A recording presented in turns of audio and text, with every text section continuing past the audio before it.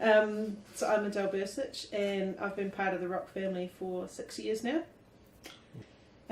On the 1st of February we were coming home from a family event. There was myself, my husband, my 4 nephews and my niece, and I had the 2 youngest nephews with me, one in the pram and one next to me, and my another nephew was with my husband behind me and my niece, and then our older nephew had crossed ahead. And I stopped by the zebra crossing to make sure the car was going to stop for us, and it was slowing down, so we started to cross, and the next thing I know I was on the bonnet. So I was left with 10 stitches through my head. 8 of them were just up here and 2 of them back here. Broken nose, whiplash, bruised spleen, fractured pelvis, damage to my knee and damage to my ankle. I was in hospital for a week, learning to walk again effectively. I had acute nerve damage in my ankle, and that was really, really painful. I needed tramadol, which is a synthetic morphine, to be able to walk at all. And they said that nerve damage takes 6 to 12 months to heal, but with the ligament damage in my ankle as well, that it would probably be the 12-month time frame if it healed at all.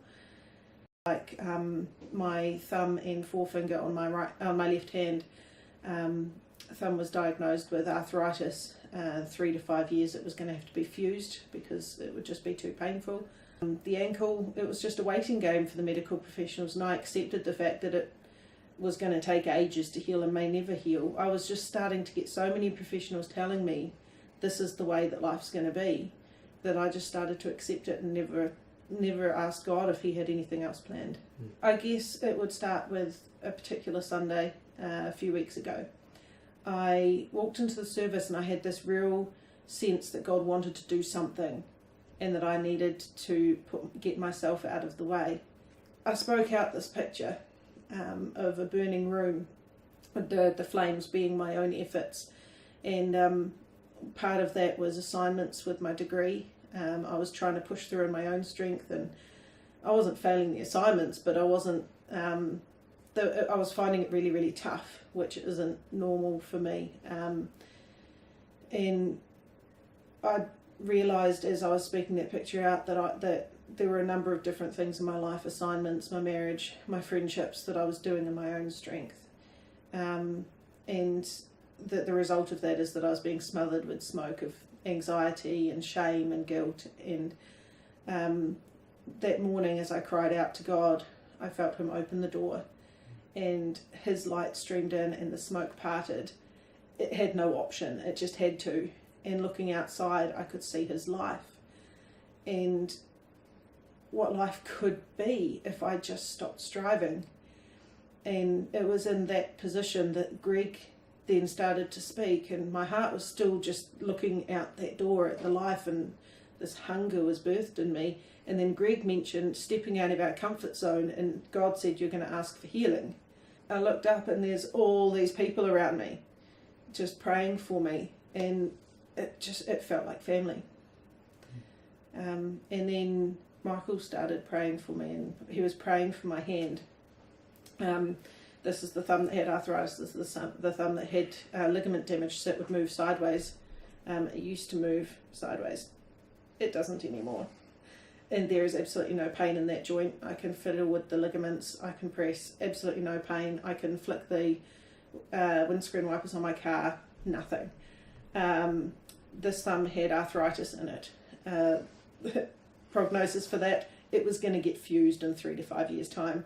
I couldn't bend it. I couldn't bend it more than that. I can bend it fully down now, no pain. Because I haven't seen my hand specialist again since then. I see her next week. If there was any pain, I would put them back on, because I haven't had doctors sign off on it yet. But I'm really excited to talk to her about it next week, because I haven't needed them at all. And that is, there's no other explanation for it. I'd had constant pain in that hand since the accident. With my ankle, if I had have pushed here, I would be firing the nerve down my foot. It just feels like I'm poking my ankle. 2 months after the accident, when the nerve started to settle down, that whole side of my foot, including the outer 2 toes, went numb. and I could not feel anything along here at all.